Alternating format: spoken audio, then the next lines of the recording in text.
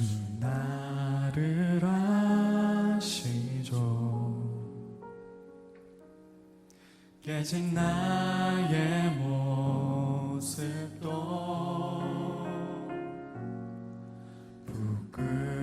부끄러움 속에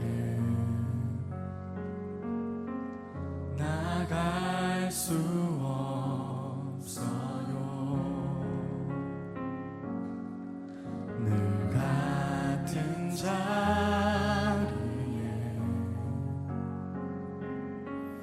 계시는 나의 주님, 이제 다 괜찮아. 주가 말씀하시네.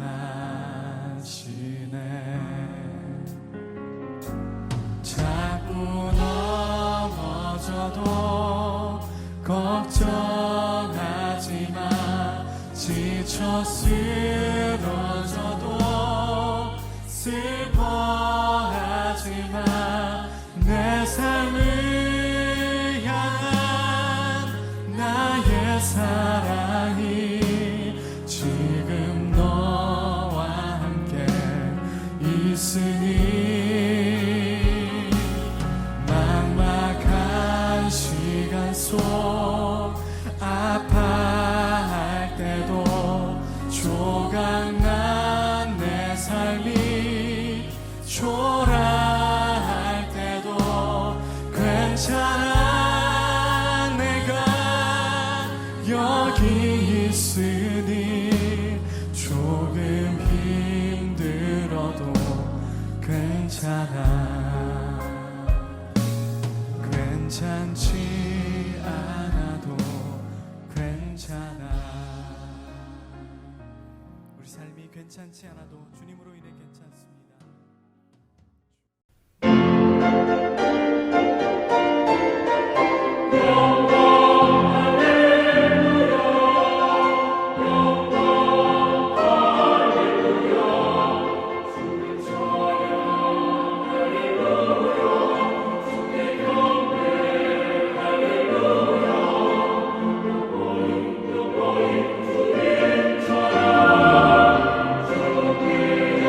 주님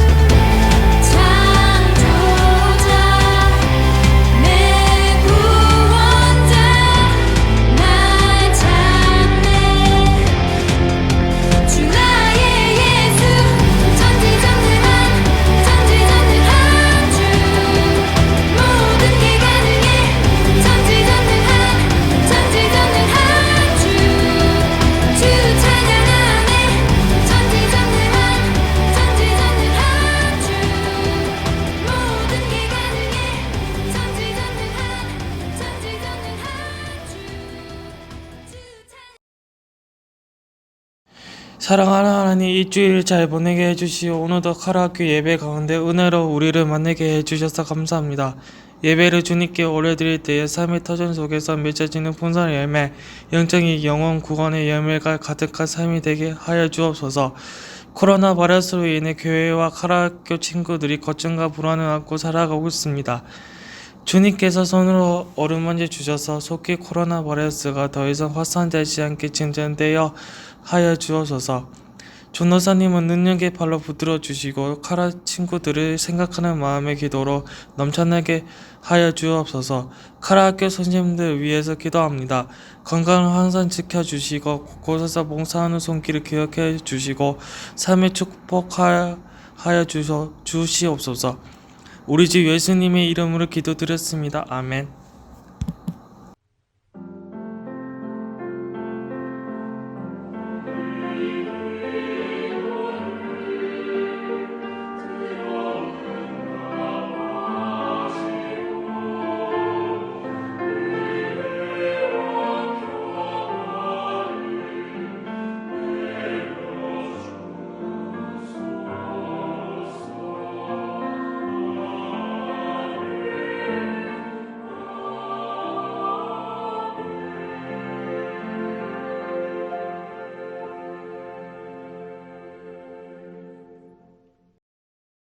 네, 오늘 우리에게 주신 하나님 말씀 마가복음 11장 17절 말씀입니다. 신약 성경 74면에 있습니다. 마가복음 11장 17절 말씀 함께 봉독하도록 하겠습니다. 이에 가르쳐 이르시되 기록된 바 내 집은 만민이 기도하는 집이라 칭함을 받으리라고 하지 아니하였느냐. 너희는 강도의 소굴을 만들었도다 하시매. 아멘. 사랑하는 친구들, 한 주간 잘 지내셨나요? 지난 수요일이었습니다. 세계보건기구에서는 이번 코로나 바이러스 감염증 사태를 두고 팬데믹을 선포했습니다. 이 세계보건기구에서는 어떠한 감염병이 유행하기 시작한다면 이 감염병이 얼마나 위험한지 등급을 나누고 그 등급에 맞는 경보 단계를 발령하게 돼요. 그런데 팬데믹은 가장 위험한 상황일 때 선포하는 단계. 지금 이 코로나 바이러스와의 전쟁이 전 세계적으로 확산되었고 우리 앞에 놓인 이 싸움이 너무나 힘들고 어려운 싸움이라는 것을 의미하는 것입니다. 그런데 저는 지난주에 이러한 글을 보았습니다. 코로나의 치사율은 1%이지만 죄의 사망 확률은 100%입니다. 코로나 바이러스보다 이 죄의 문제가 더욱더 심각하다는 것을 의미하는 것이에요. 우리들이 지금 이 코로나 바이러스와 싸우고 있고 이 팬데믹이 선포된 것처럼 우리의 이 영적인 바이러스, 우리의 신앙의 바이러스, 나와 하나님 사이를 가로막고 멀어지게 하는 이 죄의 바이러스에도 지금 팬데믹이 선포되었다는 것입니다. 이 코로나 바이러스에 집중하고 우리가 조심하는 것 굉장히 중요한 문제예요. 하지만 우리가 이 문제에만 너무 집중하여서는 결코 안 됩니다. 오늘 우리는 우리 삶에 찾아온 또 다른 바이러스, 이 영적인 바이러스, 나와 하나님과의 관계를 가로막고 있는 이 죄의 바이러스에도 조금 관심을 가질 필요가 있어요. 그렇다면 하나님과 나 사이를 멀어지게 하는 이 죄의 바이러스를 이기기 위해서 친구들은 무엇을 해야 될까요? 이번 한 주의 삶은 친구들이 그러한 것이 어떤 것이 있는지 한번 곰곰이 생각해보고 하나님께로 조금 더 나아가는 나의 삶을 조금 더 거룩하고 변화된 모습으로 하나님께 올려드리는 그러한 삶을 살아가기를 간절히 소망합니다.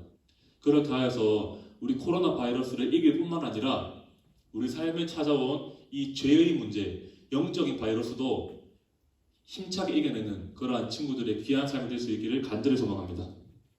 네, 오늘은 내 방에 찾아온 불청객이라는 제목으로 친구들과 함께 하나님 말씀을 나눠보도록 하겠습니다. 내 방에 찾아온 불청객이라는 제목이에요. 자, 우리 지금부터 내 방을 한번 떠올려 볼 거예요. 친구들 방을 한번 떠올려 봅시다. 내 손길이 묻어 있고 내가 가장 사랑하고 아끼는 공간인 나의 방에 어느 날 친구들 몰래 불청객이 찾았다고 한번 생각해 보세요. 그래서 친구들 책상 위에 있는 책을 막 여기저기 다 던져버리고 이불을 발로 뻥 걷어 차버리고 창문을 막 다 깨어 부수고 쓰레기통에 있는 쓰레기를 여기저기 막 흐트리고 다 던져버렸다고 한번 생각해 보세요. 친구들 이제 방문을 열고 친구들 방으로 들어갔을 때 어떤 기분이 들 것 같나요? 아니 이게 지금 무슨 상황인가? 황당하기도 하고 화가 나기도 하고 도대체 누가 이런 못된 행동을 한 것인지 생각하기도 하고 빨리 범인을 찾아서 혼내줘야 되겠다 이런 생각이 들 것도 같아요. 자, 그런데 오늘 이 본문 말씀에도 이런 것처럼 이런 이야기와 아주 비슷한 이야기가 등장합니다.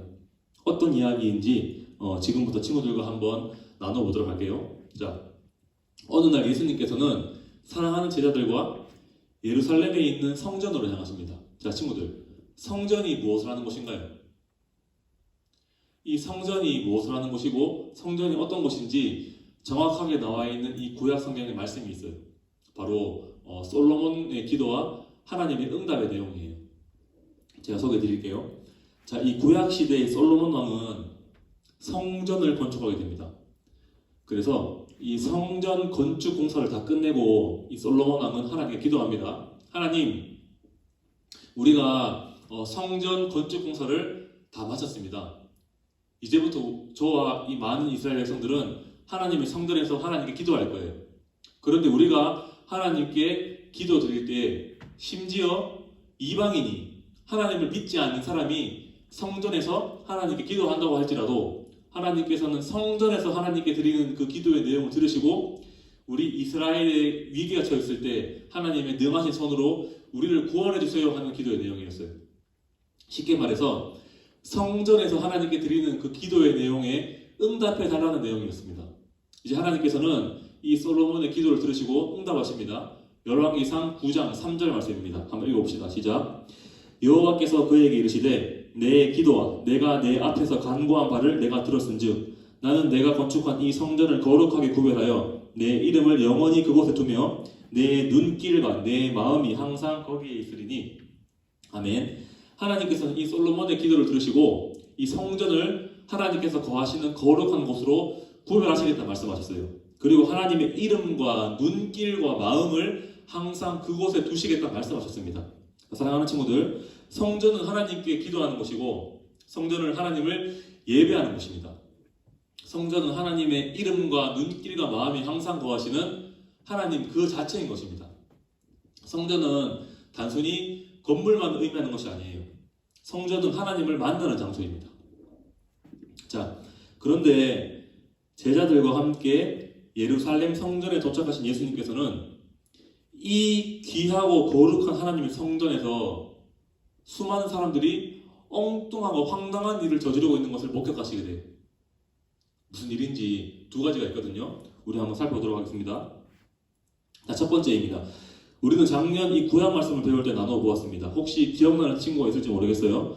우리가 죄사함을 얻기 위해서 하나님을 예배하기 위해서 무엇이 필요했나요?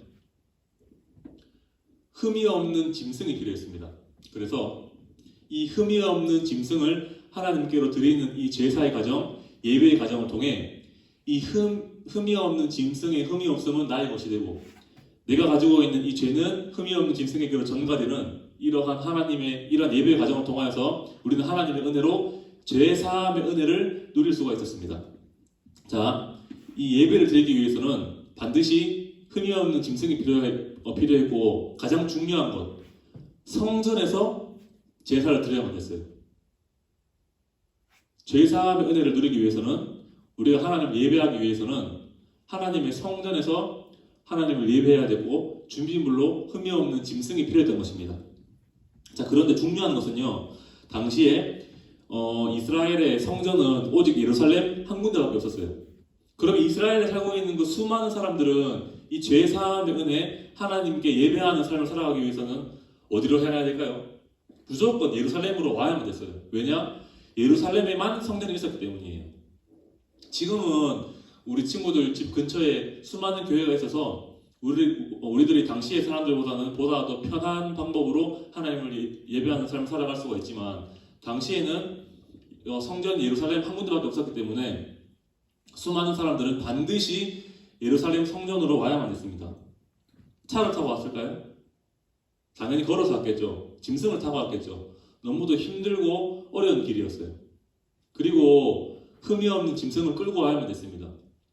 수십 킬로미터, 수백 킬로미터 그 멀고 험난한 길을 이 사람들은 하나님을 예배하기 위해 묵묵히 걸어갔던 것입니다. 그런데 우리의 인생은, 우리의 삶은 항상 예상대로 진행되지 않아요. 내가 지금 끌고 가고 있는 이 짐승이, 흠이 없는 짐승이 건강한 상태로 예루살렘 성전에 도착해주면 너무나도 좋을 것 같은데 중간에 이 짐승이 힘이 없어서 쓰러진다든지 죽게 되는 경우가 발생하게 됩니다. 그러면 이 사람들은 어떻게 해야 될까요? 다시 나의 집으로 돌아가서 흠이 없는 짐승을 이끌고 다시 성전으로 와야 될까요? 이것은 너무나도 힘들고 어려운 일이에요. 그래서 당시에 이 예루살렘 성전 근처에는 이러한 사람들을 위해서 흠이 없는 짐승을 사고 파는 그러한 장사꾼들로 넘쳐났습니다. 성전 주변에는 제사에 필요한 짐승을 사고 파는 사람들로 넘쳐났던 것입니다. 성전에서 하나님께 기도하고 하나님을 예배하는 것보다 짐승을 사고 파는 이 돈 거래가 더욱더 활발하게 이루어졌던 것이에요. 예루살렘 성전을 찾아오신 예수님께서는 이러한 수많은 사람들의 어리석은 모습을 보시고 마음 아프셨고 화가 나셨어요. 자, 그리고 두 번째로 예수님께서 화가 나신 사건입니다.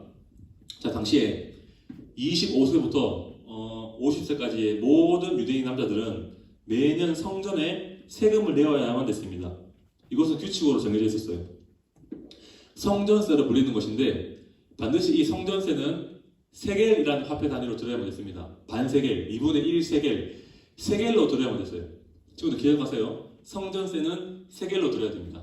자, 미국, 캐나다, 한국 사람들이 모두 다른 화폐를 사용하는 것처럼 당시에 많은 사람들도 자신의 나라에 맞는 화폐를 사용했습니다. 자, 그런데 제가 지난주에 알려드렸죠.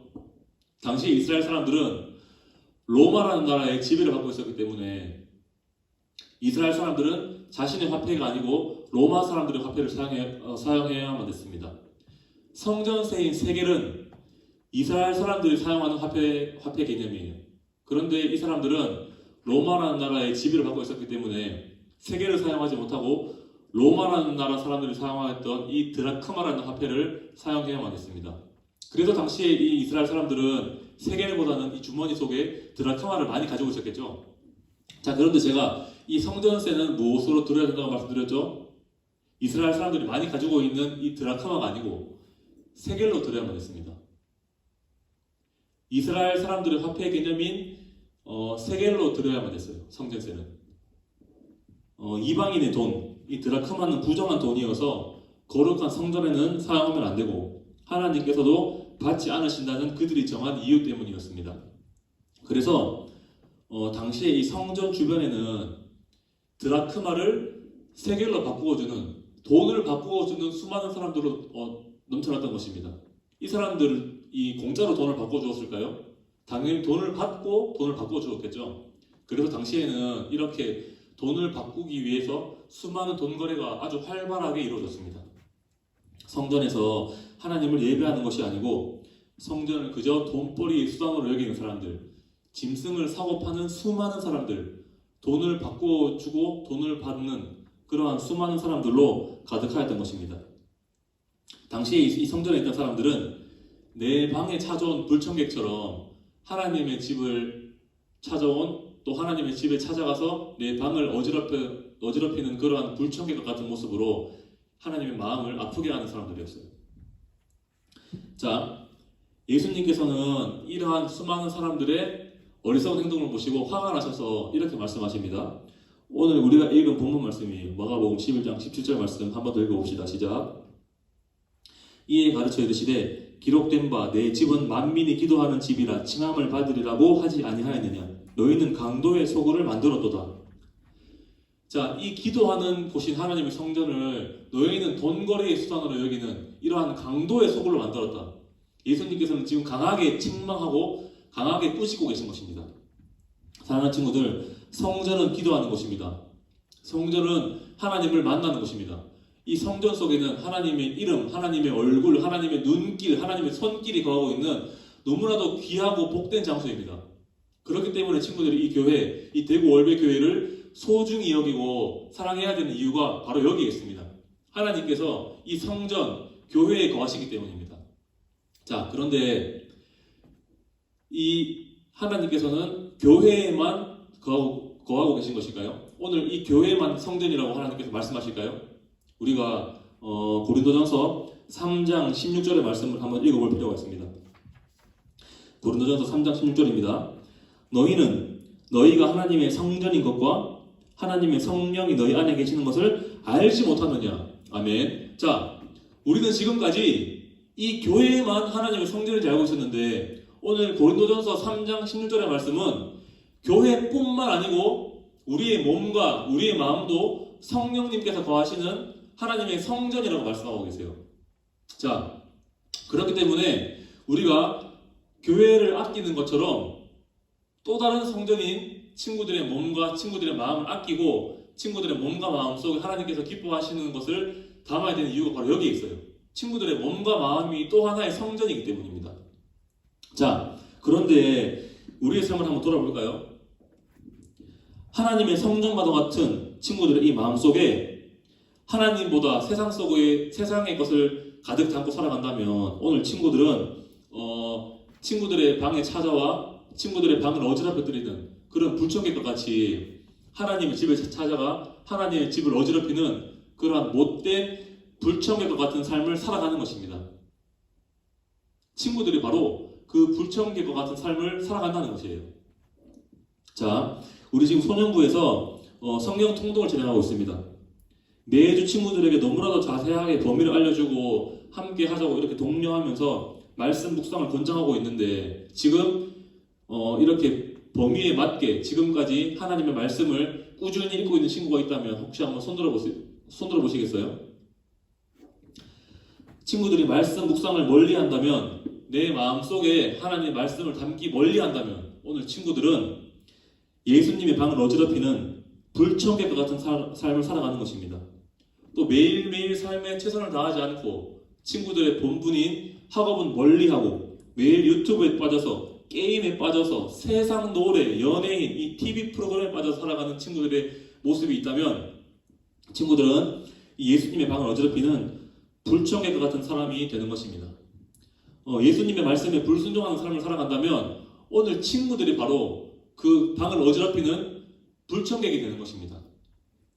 로마서 12장 1절은 이렇게 말씀합니다. 우리 한번 읽어봅시다. 로마서 12장 1절.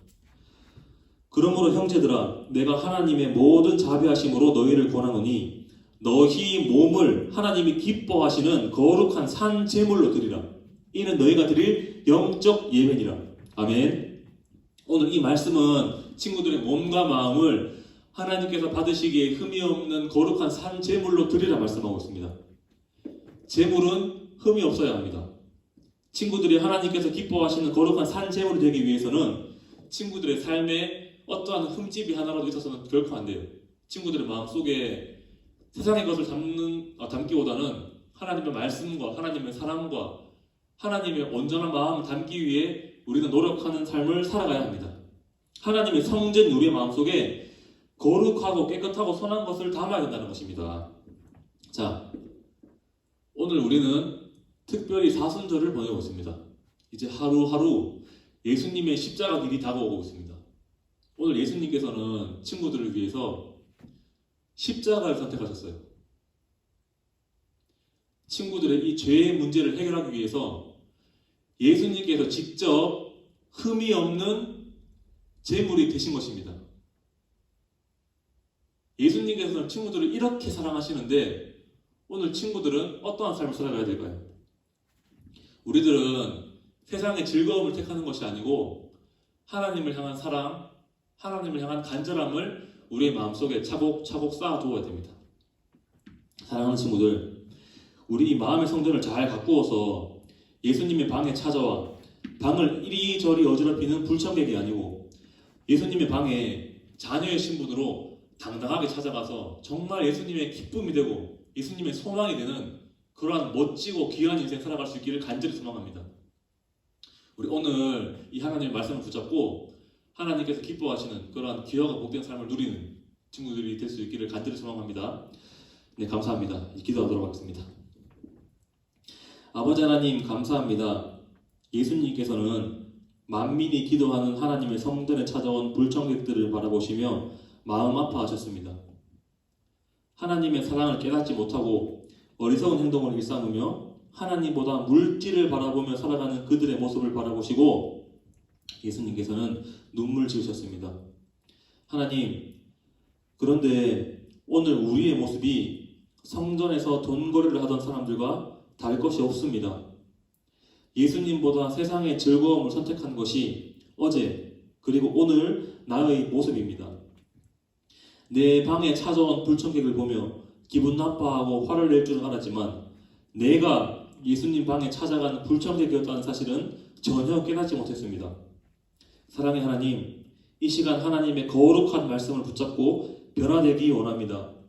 내 모습이 하나님께서 기뻐하시는 흠없는 산재물과도 같은 귀한 모습이 되기 원합니다. 주님, 우리와 함께 해주세요.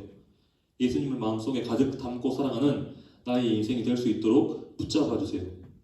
예수님 이름으로 기도드립니다. 아멘.